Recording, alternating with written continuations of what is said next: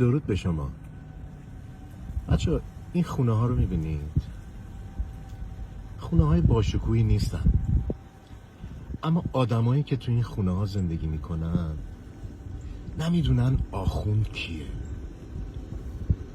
نمیدونم ارزش های اسلامی یعنی چی، نمیدونن قیمت دلار یعنی چی، نه کاری به قیمت طلا دارن، نه درکی از پول رهن خونه دارن، نه استرس وام دارن، نه تا حالا دنبال ضامن دویدن،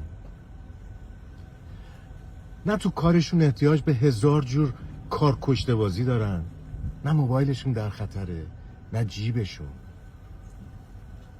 5 روز هفته رو کار میکنن، 2 روز آخرش هم هر جوری دلشون بخواد استراحت و تفریح میکنن، هر چی دلشون بخواد میپوشن، هر جایی دلشون بخواد میرن، هر کاری دلشون بخواد میکنن، هر خدایی رو که دلشون بخواد میپرستن.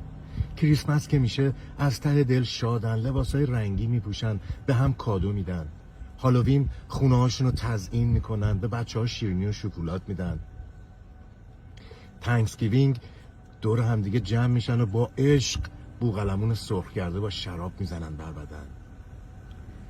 میدونی تعریف اینا از یه زندگی خوب تعریفیه که ما سالهاست فراموشش کردیم.